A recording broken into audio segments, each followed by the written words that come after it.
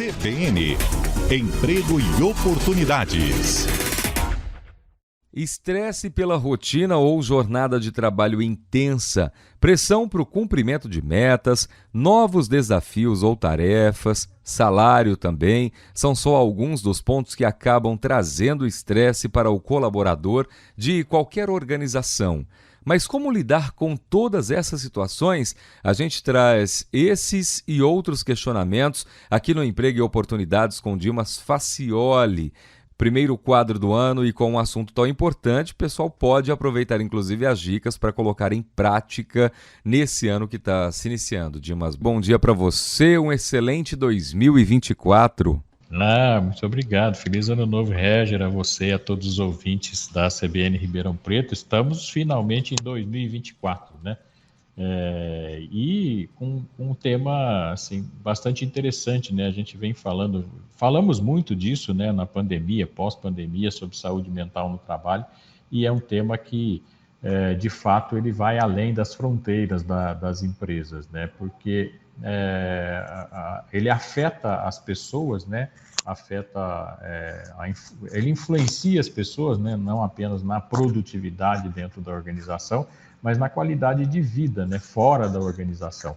E a OMS, a Organização Mundial da Saúde, define a saúde mental como um estado de bem-estar. A gente já falou que de felicidade no trabalho, né? Então, quando colocada no contexto do trabalho, né, ela se relaciona com a cultura oferecida pela organização.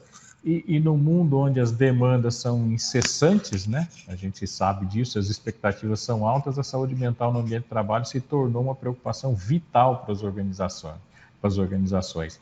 Então, antes da gente mergulhar nessa questão da estratégia para promover a saúde mental no trabalho, é essencial entender porque essa questão é tão crucial, né? Então, a questão da saúde mental dos colaboradores, não é apenas um número, numa estatística, né?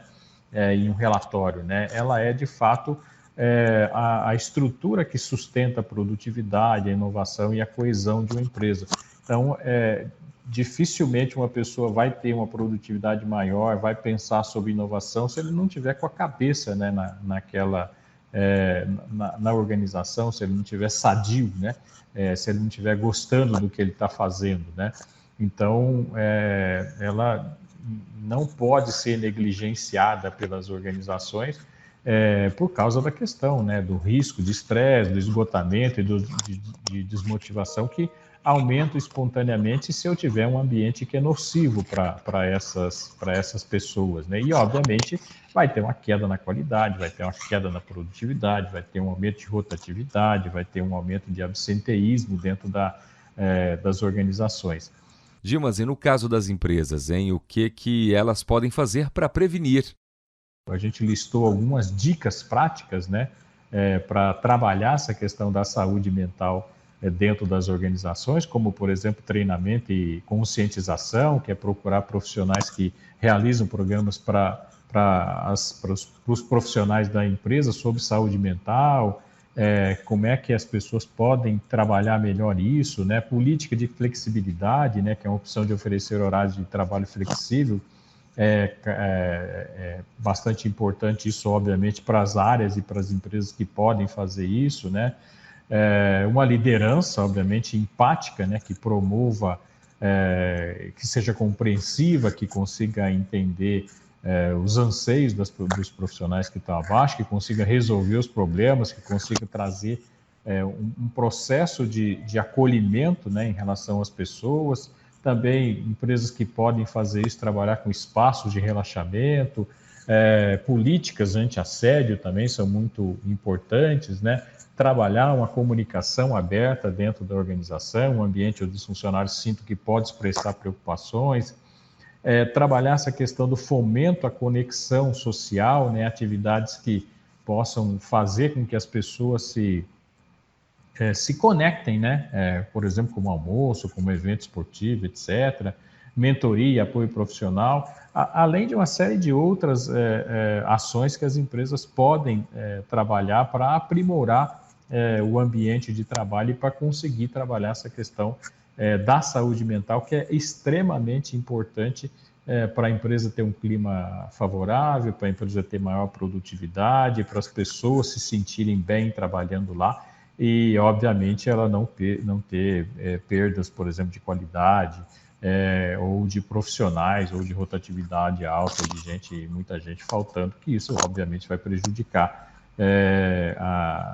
no final das contas, né, vai prejudicar lá a última linha do balanço da organização. Então, é muito importante que as empresas pensem sobre isso e pensem desde o primeiro dia desse novo ano. E como identificar, Dimas? Primeiro, assim, muito erro, por exemplo, baixa produtividade. Então, se a pessoa está errando muito no trabalho que ela sabia fazer e que ela foi bem treinada para fazer aquilo, é um sinal de que tem alguma coisa errada com ela. Ela sabe fazer, ela não deveria errar e está errando, então esse é um sinal.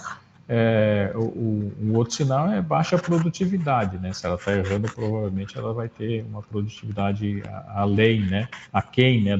Daquilo que estava se esperando dela.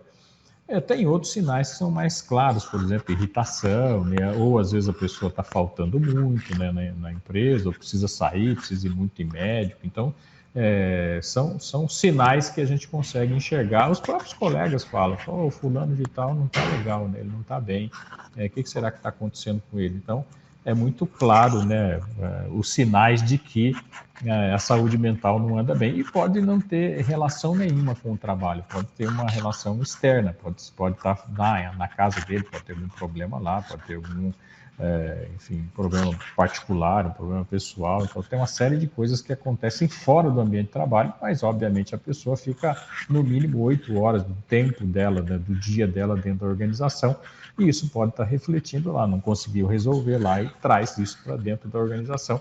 E também pode estar acontecendo dentro da organização, como assédio, por exemplo, como uma liderança muito autoritária, uma liderança sem conexão com as pessoas, né? Isso pode estar acontecendo, mas os sinais basicamente são esses aí, além de outros, por exemplo, de as pessoas pedirem muita demissão, né, naquela área, não para gente lá, não consigo fixar o pessoal lá dentro daquele time, né? Então, isso também é bastante claro, né, quando a gente tem, por exemplo, um problema de um ambiente nocivo para as pessoas. E depois que a empresa identifica alguma situação que tem gerado incômodo, desconforto contra o funcionário ou colaborador, qual que é o melhor caminho para as empresas? Assim, a empresa precisa ter um compromisso, né, contínuo, né, com a saúde mental. Então, ela precisa estar atenta para isso. Às vezes a empresa é muito desatenta a essas questões todas. Ela vê os sinais, vê que as pessoas não ficam, mas ela não faz nada. Então, ela precisa diagnosticar. Então, o que está acontecendo aqui? É a liderança? Então, vamos trabalhar a questão da liderança. É o ambiente, que não é um ambiente bom, é o relacionamento entre as pessoas. Então, ela precisa tomar atitude para que isso não continue acontecendo, né? Então, ela primeiro precisa ter esse diagnóstico e, em seguida, muito rapidamente, agir para que ela tenha um ambiente favorável para as pessoas ficarem lá. Eu costumo dizer que quando você não consegue contratar gente que você precisa contratar, ou quando as pessoas não ficam muito tempo na sua empresa, tem claramente um problema que não só é de saúde mental, mas tem outros problemas que estão afetando as pessoas, por isso que elas não ficam lá. Mas é diagnosticar e tratar, e aí olhar se aquilo está acontecendo ao longo do tempo, porque pode ser que o problema volte, né? Então, eu resolvi ele momentaneamente, mas ele retornou, por isso que esse compromisso contínuo é muito importante que as empresas tenham. Dimas Faccioli no Emprego e Oportunidades desta segunda-feira. Muito obrigado e até a próxima semana. Obrigado a você, Réger. Um grande abraço a você, a todos os ouvintes, e um ano de 2024 aí repleto de sucesso, realizações, muita felicidade e saúde para todo mundo. Grande abraço.